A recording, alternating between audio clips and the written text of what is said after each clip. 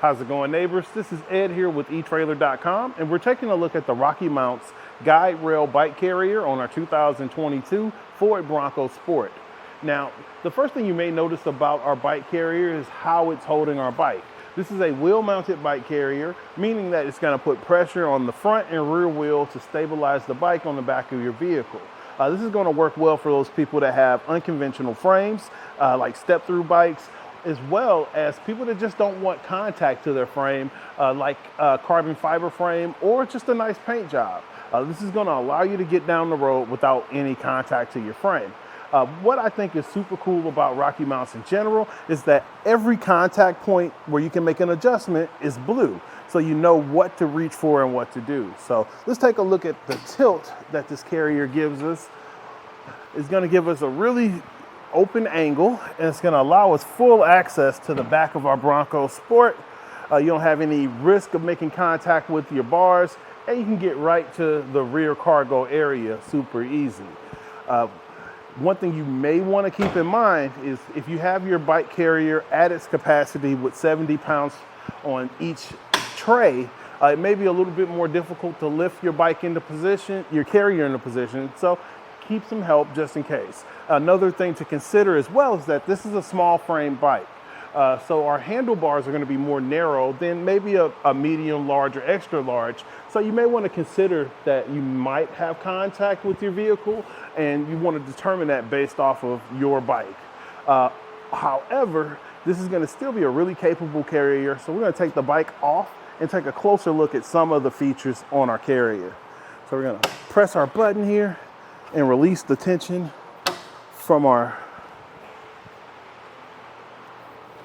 retention system.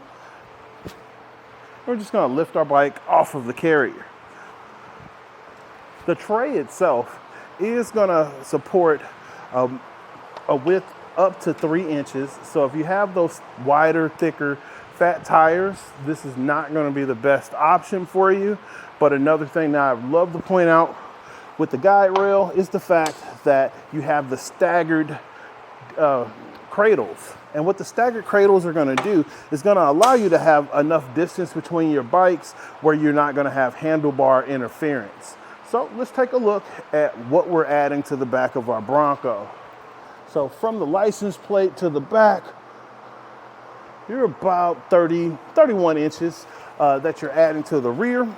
As far as your ground clearance, the way that it has that rise, you're not in any risk of scraping the bottom of your carrier. You're right at 25 inches from the ground. You just want to be cautious when you're going up those steep inclines and driveways. And we're going to fold up our carrier into the stowaway position. You don't have to worry about your arms coming loose. They're going to stay nice and stiff, close to the carrier. And let's see how close we are. So going from the bumper to the end, we're overall set 16 inches from the back of the license plate. So it's going to fold up really compact, and it's not going to block out a lot on your vehicle as far as your visibility through your rear window. However, your backup camera, your license plate will be obstructed, and you just want to be cautious of that. Your tail lights, however, are going to be nice and visible. So just be aware of what's on the back of your vehicle. In general, I'm really a fan of RockyMounts in general.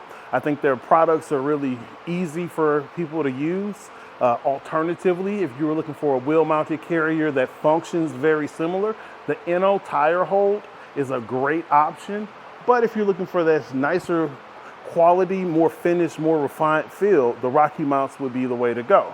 So again, this is Ed here with etrailer.com, taking a look at the GuideRail Bike Carrier on our 2022 Ford Bronco Sport. Have a great day. We're going to take it out here on the test course. First thing we're going to do is hit the bumps. We're just going to see what it's like if we did hit some speed bumps. I'm watching the bike, watching how it holds on the tires. It looks like it moves just a little bit, not too much. This is mostly standard with other bike racks, so nothing to worry about. The bike doesn't look like it's going anywhere. Now we're going to go a little bit faster in the parking lot. I'm going to take some aggressive turns and see how it handles there. Looks like it's fine. I see a little movement again, but again, the bike's not going anywhere, so I don't have to worry about it.